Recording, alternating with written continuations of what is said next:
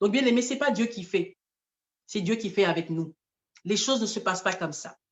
Il y a des personnes qui n'auront pas de mal à se marier. Et il y a des personnes pour lesquelles, dans l'histoire, au niveau du background, au niveau de la famille, au niveau des alliances ancestrales du vieil homme, il y a des réclamations, il y a des choses qui font que ça ne se fera pas d'un claquement de doigts ou juste parce que Dieu est bon. Ah oui, mais la vérité, Dieu est bon, il est toujours bon, et ça ne changera pas.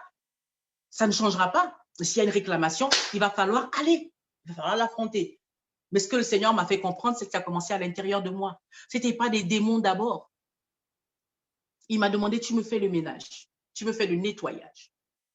Et donc, c'est comme ça que j'ai commencé à creuser pour dire, mais Seigneur, mais qu'est-ce qui peut bien y avoir à l'intérieur de moi que je ne soupçonne pas et qui peut être un obstacle? Je me rappelle qu'à mon mariage, beaucoup de gens voulaient venir de l'étranger. Parce que imaginez, je suis à Impact Centre Chrétien depuis 2003. Beaucoup de gens voulaient venir se réjouir avec moi. Parce que finalement, j'étais le dinosaure, pour ne pas dire l'une des plus grandes dinosaures du célibat. J'étais comme ce qu'on dit une bête curieuse, l'objet, je faisais l'objet de curiosité. Voilà.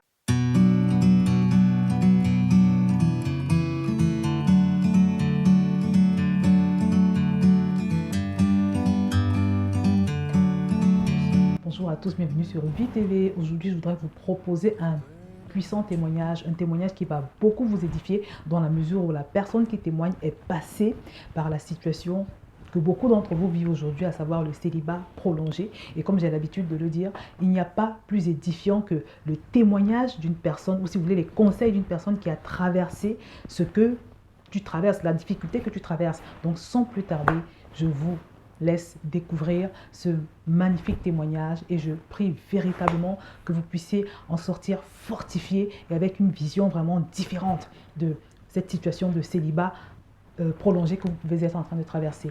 Que le Seigneur vous bénisse. Très, très vite, j'ai connecté avec ICC en 2003. Et quand je suis arrivée en 2003, effectivement, nous étions pas si nombreux que ça, mais à l'époque, c'était déjà pas mal. Nous étions un peu plus de 200 à Impact Centre Chrétien. Il y avait une seule église ICC à Ivry-sur-Seine. Et c'est comme ça que j'ai commencé. Alors, ce qui s'est passé, ce qui est marrant, je me rappelle d'ailleurs quand j'arrivais, quelques temps après, pas très longtemps après, je crois, Pasteur Christian se mariait. Pasteur Christian Savoukoulou se mariait. J'ai assisté au mariage après Pasteur Mira se mariait. Donc, tous les frères à l'époque et tout ça, ils se mariaient. Ils se mariaient. Et après, ce qui s'est passé, c'est que beaucoup de gens se mariaient et moi, chaque année, pour moi, chaque année, j'allais me marier. C'était logique, j'allais me marier, parce que j'aspirais à me marier, mais sans plus. Je ne courais pas après le mariage, je ne criais pas pour le mariage, je ne priais pas pour me marier, je précise, mais je m'attendais à ce que naturellement, puisque tout le monde se marie, eh bien moi aussi je vais me marier, parce que pour moi, le mariage est accessible à tout le monde. Erreur. Tout le monde ne vient pas du même endroit. Tout le monde n'a pas la même histoire. Tout le monde n'a pas les mêmes réclamations contre sa vie. Tout le monde n'a pas les mêmes défis. Amen. Et ça, je ne le savais pas avant. Donc, du coup, je voyais tout le monde se marier, mais la grâce que Dieu m'avait faite, c'était de me réjouir avec ceux qui se réjouissaient. Et je me rappelle que Pasteur Yvan disait tout le temps, lorsqu'il célébrait les mariages, et les autres pasteurs, ils disaient, mais il n'y a pas de jaloux dans cette salle, réjouis-toi avec ceux qui se marient là, demain ce sera ton tour. Et chaque fois qu'il disait demain ce sera son tour, je disais oui, amen, ce sera effectivement mon tour de manière logique. Mais bien aimé, et bien, ce qui s'est passé, c'est que année après année, donc tu as bien compris que ça faisait 15 années avant de me marier, parce que ça fait 18 ans que je suis là, ICC. Et donc, ce qui se passait, c'est que à un moment donné, c'était curieux. Là, j'ai commencé à trouver un peu bizarre. Je dis, ah tiens, est-ce que j'ai un problème? Ah ben tiens, est-ce que je suis moche? Parce qu'il n'y a personne qui est moche en vérité. Comprenez? Ah ben tiens, est-ce que je plais pas aux hommes? Est-ce que si? Est-ce que ça? La question que peut-être ma soeur se pose aussi. Vous comprenez? Je me suis posé des questions, mais sans que ce soit une préoccupation réelle. C'était comme ça. Je me disais, ah ben tiens, ce sera l'année prochaine. Ce sera bientôt, ce sera bientôt, ce sera bientôt, ce sera bientôt. Je ne donnais pas de deadline au Seigneur, mais chaque année, je m'attendais à ce que ce soit mon tour. D'accord? Et donc, pour essayer d'avancer un peu, il y a tellement de choses à dire. Comme vous voulez connaître le témoignage, vous insistez. Il y a des curieux ce soir, mais c'est la bonne curiosité. Donc, du coup, ce qui s'est passé, c'est que à un moment donné, c'était encore quelque chose, c'était un autre level, un autre niveau, où maintenant, parce que je prenais soin par la grâce de Dieu, il y avait des groupes de disciples à l'époque, on prenait vraiment soin des gens, et par la grâce de Dieu, on prend toujours soin des gens, mais c'était une dynamique tout à fait un peu différente.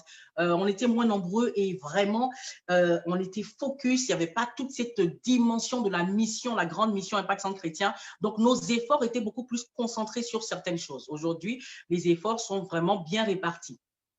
Plus répartis plus largement, je dirais. Et donc, à cette époque-là, moi, j'avais une panoplie de sœurs que j'accompagnais. On était ensemble tout le temps. Moi-même, j'étais accompagnée, j'étais suivie par le pasteur Piggy Nambissou qui m'a connecté à ICC, et, par laquelle j'ai accepté aussi le Seigneur. Et je rends grâce à Dieu pour ça. Et donc, ce qui se passait, c'est que les filles dont je prenais soin se mariaient. Eh bien, elle se mariait et je me réjouissais. Elle se mariait, elle se mariait. Et ce qui s'est passé, c'est que j'ai fini par devenir mamie. Parce qu'au début, oui, parce que les filles que j'encadrais, certaines vraiment, quelques rares, hein, à cette époque-là, je parle de cette époque-là, j'étais pour elles comme une maman. Et donc, quand elle se mariait, donc elle venait me présenter le fiancé, enfin le frère, qui devenait le fiancé, qui devenait le mari. Après, il y avait un premier enfant, donc j'étais la mamie. Le deuxième enfant, j'étais la mamie. Donc, c'est Mamie Peggy.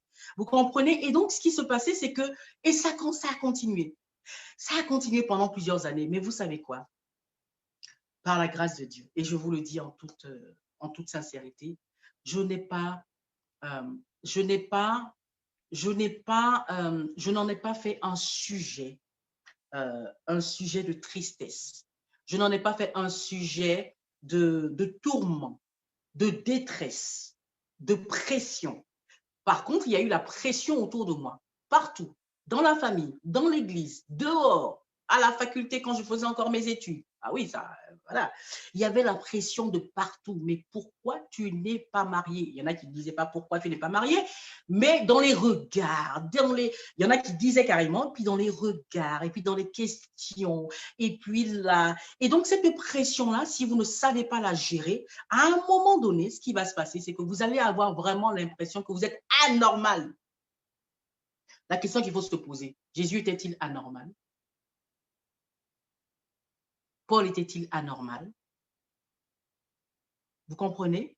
Donc, il faut faire très attention. Quel est notre référentiel? Est-ce que notre référentiel, c'est le monde? Il dit dans Romains 12, 2, de ne pas se conformer au monde présent, au siècle présent. Vous comprenez? Et donc, est-ce que notre référentiel, c'est le fait qu'une personne est normale parce qu'elle est mariée? Ou bien notre référentiel, c'est la Bible?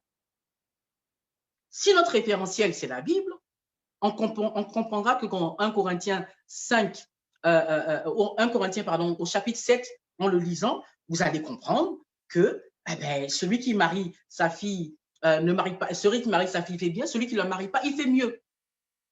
Celui qui veut se marier, se marie, celui qui ne veut pas se marier, c'est même Paul dit qu'il conseille même d'être comme lui, c'est-à-dire pas marié. Donc ça, c'est le référentiel. Donc, dans le référentiel de Dieu, il n'est pas bon que l'homme soit seul, je lui ferai une aide semblable, d'accord? Donc ça, c'est le mariage, je lui fais une aide semblable, après ils vont devenir une seule chair. Donc ça, c'est le référentiel. Donc le mariage est de Dieu. La première institution, d'ailleurs, dans la Bible, c'est le mariage. La plupart d'entre nous, nous le savons. Mais ensuite, ce qui se passe, il y a toute une histoire où il y a le péché qui est commis. Le péché d'Adam et Ève est commis. Le monde est livré au chaos. Le monde est chamboulé, est bouleversé. Le plan de Dieu, ce n'est pas que ça devient un plan B, mais le plan de Dieu est quelque peu différent parce que Jésus-Christ va venir maintenant inaugurer une nouvelle race. Il va venir pour sauver le monde. Et quand il va sauver le monde, il y aura d'autres enjeux qu'il n'y avait pas lorsque le monde n'avait pas besoin d'être sauvé. Est-ce qu'on est d'accord? Est-ce qu'on est ensemble? Ce qui veut dire que une fois que tout ce chamboulement a eu lieu, le mariage est toujours voulu de Dieu. Quelqu'un dit Amen. Le mariage est toujours apprécié de Dieu, est toujours valorisé par Dieu. Amen. Cependant, il y a tellement d'enjeux parce que l'enjeu majeur, c'est que les hommes ne périssent pas, que tous les hommes soient sauvés et parviennent à la vérité, d'accord, qu'ils échappent à l'enfer. Donc, il y a un enjeu qui devient majeur. Dès l'instant où l'enjeu devient majeur, le mariage n'est pas un enjeu majeur. Il est une très bonne chose, mais il n'est pas l'enjeu majeur. Quelqu'un dit Amen. Ce qui fait que celui qui se marie, il fait bien, et celui qui ne se marie pas, il fait mieux, dit Paul. Amen. Voilà. Ce qui fait que une fois si on n'est pas marié, ou tant qu'on n'est pas marié, on ne doit pas avoir l'impression qu'on est à côté de la plaque, qu'on est en dehors, en deçà du plan de Dieu. On ne doit pas avoir cette impression parce que le mariage n'est pas l'enjeu majeur, il n'est pas la finalité, il est une chose voulue par Dieu, appréciée de Dieu, désirée par Dieu pour toi et pour moi. Cependant, si cette chose n'arrive pas pour l'instant, alors on n'en fait pas toute une histoire. On reste focalisé sur quoi? Sur l'enjeu majeur. L'enjeu majeur, c'est servir Dieu, c'est annoncer la bonne nouvelle de plusieurs manières. Quelqu'un dit Amen. Amen. Est-ce qu'on est ensemble, bien-aimés? Vous m'avez demandé mon témoignage, c'est ça mon témoignage. Et ce qui s'est passé, c'est que le Seigneur a tellement imprimé ces choses en moi dès le départ. C'est pourquoi il faut demander la grâce à Dieu de ne vouloir que lui, Dieu. Lui. Ça ne veut pas dire qu'on ne veut pas le mariage, mais ce qui nous porte, ce qui nous soulève, ce qui nous émeut, ce qui nous fait tressaillir, ce n'est pas le mariage, ce n'est pas l'accomplissement, la manifestation du mariage.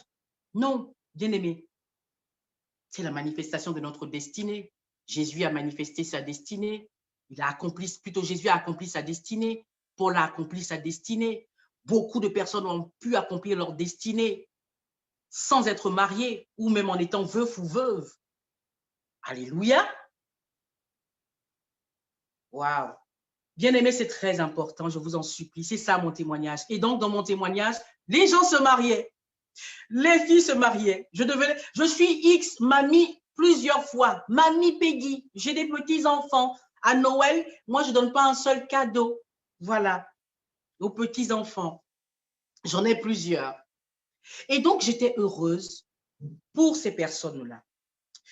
Et puis, à un moment donné, à peu près quelques mois avant la rencontre de la personne qui est devenue mon mari aujourd'hui, pour lequel je bénis Dieu. D'ailleurs, waouh, je bénis Dieu pour mon mari. J'ai oublié le Seigneur. Je te bénis pour mon mari. Je te bénis pour mon époux. Je ne sais pas s'il est connecté, mais que le Seigneur te bénisse et tu sais que je t'aime très fort. Amen. Voilà, donc, je les rencontre. Avant que je le rencontre, le Seigneur a commencé à me parler de moi. Il m'a dit, je vais vous faire une version assez courte. Il m'a fait comprendre et c'était très clair. C'était très clair. Il m'a fait comprendre, j'ai apprécié ton cœur. J'ai apprécié comment tu n'as pas soupiré après le mariage. J'ai apprécié que tu serves. J'ai apprécié que tu représentes pour beaucoup de célibataires un modèle. J'ai apprécié. Maintenant, ta situation ne m'est plus, si je dis ce terme-là, ça va vous choquer, ne m'est plus agréable. Bien-aimé, il parlait à moi. Il ne parlait pas à toi. Vous voulez mon témoignage, je vous le donne. Il est arrivé un temps où le Seigneur, quelqu'un dirait, s'est souvenu de moi. Lorsqu'on dit que le Seigneur s'est souvenu, ce n'est pas qu'il t'a oublié, parce que le Seigneur connaît le nombre de tes cheveux. Il sait, avant que tu ne dises une chose, il sait ce que tu vas dire. Donc, ce n'est pas qu'il ne te connaît plus. Quelqu'un dit Amen. C'est parce qu'il y a un temps pour toutes choses. Il y a un temps où chacun a son histoire. Il y a un temps pour que le Seigneur il puisse voir ton cœur, il puisse voir comment tu agis, comment tu réagis dans la circonstance. Il y a un temps où les réclamations, est-ce qu'il y avait des réclamations? Je pense qu'il y avait des réclamations. Non, c'est pas que je pense, je crois et je sais qu'il y avait des réclamations qui étaient contre mon mariage et qui disaient non, elle ne se mariera pas. qu'elle le veuille, qu'elle ne veuille pas, elle ne peut pas se marier. C'est pas qu'elle ne doit pas, elle ne peut pas. Ça, c'était dans le monde occulte. Mais il y a eu un temps où le Seigneur s'est souvenu de moi. Et lorsqu'il s'est souvenu de moi, il a voulu que je collabore avec lui afin que la manifestation du mariage se fasse. Parce que je donne une précision, c'est que j'étais tellement déconnectée du mariage. Je voulais me marier, je précise, bien aimé, mais j'étais déconnectée. Ce n'était pas une, limite, ce n'était même pas une préoccupation. Et c'est ça qui, à mon avis, à un moment donné, a fait que le Seigneur m'a interpellée pour me dire, c'est bien de ne pas pleurer pour le mariage, c'est bien de ne pas soupirer, et ainsi de suite. Non, c'est bien, c'est très bien. Mais il faut quand même que tu te préoccupes parce que ça fait partie du package que je veux te donner. Puisque tu m'as dit que tu n'es pas une eunuque, puisque tu m'as dit que tu n'as pas fait vœu de chasteté et de célibat, puisque tu ne m'as pas dit ça, donc je veux aussi le mariage pour toi. Donc, il est maintenant temps que toi-même, ma très chère fille, tu collabores avec moi. La Bible dit que nous sommes ouvriers avec Christ. Amen. Donc, il est temps que je collabore. Et c'est comme ça qu'il a éveillé mon attention, dire, il faut que tu t'intéresses un peu à cette question et que tu regardes à l'intérieur de toi. Et là, on commence à arriver au moment où c'est très intéressant. Et que tu regardes à l'intérieur de toi, qu'est-ce qui peut vraiment faire obstacle à ton mariage? Obstacle au plan spirituel, obstacle aussi au plan naturel. Amen. Donc, il faut, donc quand il a commencé à me parler, et je vous assure que j'ai su reconnaître sa voix. Vous savez, il y a des voix que vous reconnaissez parmi tant d'autres. Voilà. Et donc, je crois humblement avoir entendu cette voix-là. Et c'est comme ça que j'ai prêté attention parce que tant que ça venait des hommes, tant que ça venait de mon entourage, je vous assure, je bottais en touche. Je ne voulais pas rentrer dans cette question du mariage parce que je ne voulais surtout pas que ça devienne un sujet de soupir, un sujet de tristesse. Je ne voulais pas. Je ne voulais pas attrister le Saint-Esprit. Je vous assure, je ne voulais pas. Et ça, c'est une grâce que Dieu m'a faite. Je vous le dis, c'est une grâce. Je n'ai rien fait pour le mériter. Rendons grâce à Dieu. Amen. Et donc, tout simplement, pour un peu finir sur mon témoignage, en tout cas cette partie parce qu'il est tellement vaste, j'ai commencé, comme ce n'était pas les gens qui m'interpellaient, mais que j'ai entendu cette voix du Saint-Esprit me dire cette phrase qui m'avait un peu choquée, que maintenant, il va falloir que tu travailles en gros avec moi pour que quelque chose se passe. Donc, bien aimé, ce n'est pas Dieu qui fait, c'est Dieu qui fait avec nous. Quelqu'un dit Amen. C'est Dieu qui fait avec nous. Les choses ne se passent pas comme ça. Il y a des personnes qui n'auront pas de mal à se marier. Et il y a des personnes pour lesquelles, dans l'histoire, au niveau du background, au niveau de la famille, au niveau des alliances ancestrales du vieil homme, il y a des réclamations, il y a des choses qui font que ça ne se fera pas d'un claquement de doigts ou juste parce que Dieu est bon. Ah oui, mais la vérité, Dieu est bon, il est toujours bon, et ça ne changera pas. Ça ne changera pas. S'il y a une réclamation, il va falloir aller, il va falloir l'affronter. Mais ce que le Seigneur m'a fait comprendre, c'est que ça a commencé à l'intérieur de moi. Ce n'était pas des démons d'abord. Il m'a demandé, tu me fais le ménage, tu me fais le nettoyage. Et donc, c'est comme ça que j'ai commencé à creuser pour dire, mais Seigneur, mais qu'est-ce qui peut bien y avoir à l'intérieur de moi que je ne soupçonne pas et qui peut être un obstacle? Donc, il y en a qui vont me poser la question, mais pasteur Peggy, c'était quoi? Eh bien, on n'aura pas le temps de rentrer dans tout ça. Ce n'est pas ça le plus important parce que chaque cas est différent. Ce qu'il faut que tu retiennes ce soir, c'est que chaque cas est différent et que, premièrement, tu ne dois pas faire du sujet du mariage un sujet de soupir, un sujet de pression, un sujet de tristesse, mais tu peux t'en préoccuper dans le sens où tu te prépares, tu te disposes, tu dis Seigneur, je veux me marier. Ne dis pas je suis prête, parce que c'est Dieu qui sait quand tu es prêt. Bien aimé, ce n'est pas toi qui sais quand tu es prêt. Dieu sait. Dis, j'aspire, j'aimerais bien. Laisse le Seigneur te dire, you are ready or you not. Tu es prêt ou tu ne l'es pas. Voilà, donc je fais cette précision, c'est très important. Voilà, ressentir qu'on est prêt ne veut pas dire qu'on est prêt. D'accord? Donc, soyons humbles avec le Seigneur, disons, Seigneur, j'aspire Vraiment, c'est une saison où je ressens que ça peut être vraiment pour moi un moment favorable pour le mariage. Mais je t'en supplie, accorde-moi la grâce, révèle les choses cachées à l'intérieur de moi, autour de moi, qui peut faire obstacle au mariage. Est-ce qu'on est d'accord? Si on est d'accord, on peut mettre des pouces, on peut mettre des pouces, voilà, histoire que tu participes un peu avec moi. Ça va? Est-ce que ça va? Est-ce que ça se passe bien? Très bien, très bien, très bien, très bien. Waouh, je vois qu'on est ensemble, qu'il y a des réactions. Voilà, donc c'est un peu ça mon témoignage et au final, vraiment, le Saint-Esprit a conduit les choses. Je peux vous garantir que ça a été un vrai combat parce que sur ma vie, il y avait vraiment des réclamations. Et même quand j'ai rencontré l'homme avec qui je me suis mariée après, donc mon époux actuel, ils se sont passés combien d'années? À peu près 3 années avant que nous puissions véritablement nous fiancer comme il se doit et nous marier, parce qu'il y a eu beaucoup de combats, beaucoup de réclamations, et on reviendra peut-être sur ces aspects-là dans les éléments que je vais vous donner. Mais quand le Seigneur a décidé une chose et que nous collaborons avec lui, il n'y a personne, je vous assure, il n'y a personne. Il n'y a personne qui peut l'empêcher. J'étais déjà au bon endroit. J'étais connecté au bon manteau spirituel. Bien aimé, n'oublions pas ça. J'étais au bon endroit. J'étais enseigné. Je servais Dieu. J'étais connecté à un manteau spirituel puissant, apostolique, qui a toute une œuvre à faire sous ce manteau à Impact Centre Chrétien. Il y a de grandes choses. Je faisais, par la grâce de Dieu, ce que je pouvais faire. Je faisais quelque part ma part, même si je pouvais mieux faire. Je reconnais qu'on peut toujours mieux faire. Mais je m'attelais, voilà, c'est ce qui est plus juste, soyons humbles, je m'attelais à faire ce que je devais faire. D'accord? Et pour couronner le tout, Dieu a parlé. Et quand Dieu a parlé et que j'ai collaboré avec lui, alors la chose s'est faite. Je me rappelle qu'à mon mariage, euh, euh, beaucoup de gens voulaient venir de l'étranger. Parce que imaginez, je suis à Impact Centre Chrétien depuis 2003.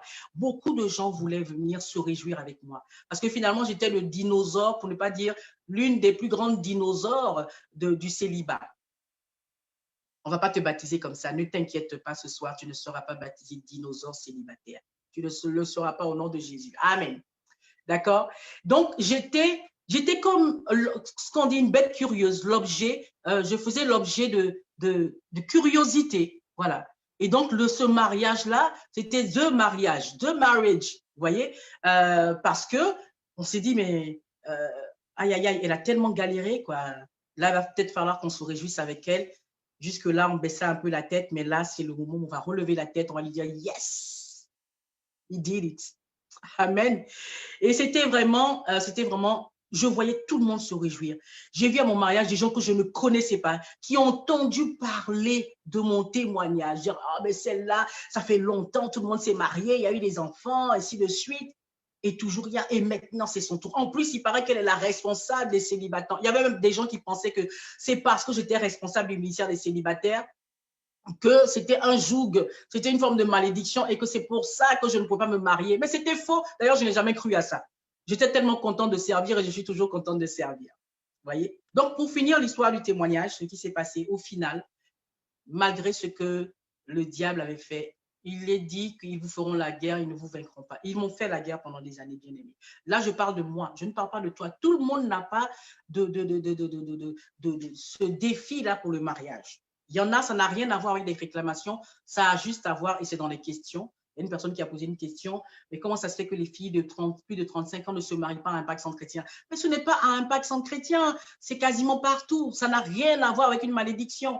Non, ça n'a rien à voir. Ce sont les circonstances du siècle aussi présent. Ce sont les réalités. Voilà, voilà. Mais l'Église, c'est l'Église de Christ. Et par la puissance de son esprit, par la grâce de Dieu, je crois que beaucoup parmi vous, vous pouvez sortir du lot et véritablement rentrer dans les grâces du mariage. Amen. Voilà, donc mon histoire, c'est mon histoire. Ce n'est pas l'histoire de beaucoup de personnes. C'est une histoire vraiment assez particulière, j'avoue. Mais ce que je peux retenir dedans, c'est que ça a permis, peut-être ce temps qui a été allongé pendant des années, ça a vraiment permis de fortifier beaucoup de personnes, de montrer à des personnes qu'on pouvait servir Dieu en étant joyeux, en étant épanoui sans être marié. Et Dieu a voulu faire ça au travers de ma vie. Il dit, ainsi la mort agit en vous, la vie agit en vous. Et moi, j'étais cet objet de, entre guillemets, je vivais cette mort dans le célibat. Je voyais les gens autour de moi se marier, mais je m'en réjouissais et ça bénissait des personnes qui disaient, waouh, on peut le faire. Et puis, à un moment donné, le Seigneur, ne voulant pas que ça devienne une occasion de chute pour ces mêmes personnes, voilà, puisqu'il est fidèle, il a dit, ben, moi, le même Dieu, qui est utilisé aussi, qui est permis qu'elle puisse servir comme ça, étant célibataire, eh ben, le même Dieu, je fais aussi grâce avec sa collaboration. Comprenez? Il y a une sœur, une fois, je me rappelle en Martinique, ça fait très, très longtemps, j'étais allée, par la grâce de Dieu, apporter la parole de Dieu un dimanche. Et il y avait une sœur à la fin qui a attendu longtemps pour me voir. Elle a vraiment attendu longtemps. Et à la fin, elle est venue. Et puis, elle me dit, elle était quasiment en pleurs. Elle m'a dit, j'ai toujours, elle me disait ça en tremblant, elle dit, je vivais mal mon célibat. Elle avait un certain âge, elle avait la quarantaine. Je vivais très mal mon célibat. Je me disais que Dieu m'a oublié. Je me disais que j'étais anormale. Je me disais que ma vie était finie. Ma vie n'avait pas trop de sens, que c'était pas normal, que j'étais pas mariée, j'arrivais pas à me marier, ainsi de suite, mais et que je n'allais pas accomplir ma destinée. Mais quand je vous ai vu servir Dieu comme ça, je me suis dit, mais ça existe, ce genre de femme qui a l'air si épanouie. Elle n'a même pas dit qui a l'air, qui est si épanouie, rayonnante, ainsi de suite, joyeuse de servir Dieu et tout ça, et qui n'est pas mariée. Waouh! Elle m'a dit, pasteur, à partir d'aujourd'hui, je suis délivrée, faites-moi confiance. Je ne repartirai plus jamais dans ces pleurs. Je ne repartirai plus jamais dans cette pensée. Voilà. Vous comprenez? Donc, l'histoire est terminée. Donc, par la grâce de Dieu, il a permis que je sois mariée. Mais le mariage n'est pas une finalité, bien aimé. Le mariage n'est pas une finalité.